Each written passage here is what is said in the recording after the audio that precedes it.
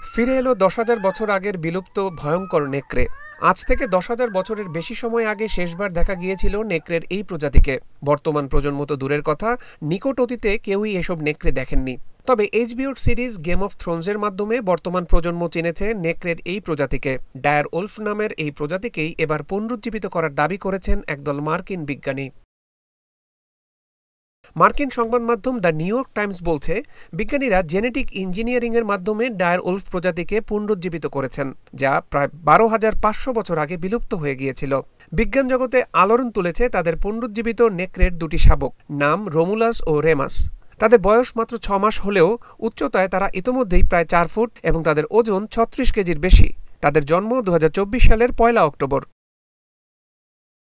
সিএনএনের এক প্রতিবেদন অনুসারে তাদের পুনর্জন্মের দাবি করা প্রতিষ্ঠানটি হল টেক্সাসের ডালাস ভিত্তিক বায়োটেক কোম্পানি কলোসাল বায়োসায়েন্সেস। তারা জানিয়েছে, বিভিন্ন জায়গা থেকে উদ্ধার করা জীবাশ্ম, নেকড়ের ডিএনএ, ক্লোনিং ও জিন প্রকৌশল ব্যবহার করে ডায়ার উলফের শাবক পুনরুজ্জীবিত করেছেন বিজ্ঞানীরা। যুগান্তকারী এই গবেষণার জন্য এর নিকটবর্তী জীবিত আত্মীয় ধূসর নেকড়ের ডিএনএ ব্যবহার করা হয়েছে। বান্ডেল থাকলে প্রতি সেনমানিতে টাকা বাঁচবে। বিকাশ সেনমানি বান্ডেল কিনে জিতুন প্রতি লেনদেনে।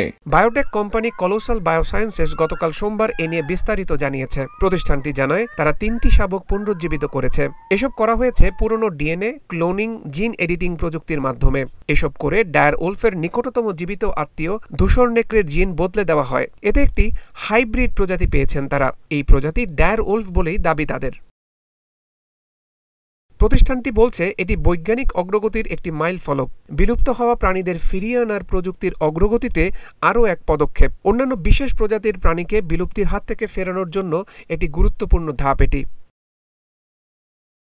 ২০২১ সাল থেকেই ম্যামথ, ডোডো ও তাসমানিয়ান টাইগার পুনরুজ্জীবিত করার কাজ করছে কলোসাল বায়োসায়েন্সেস।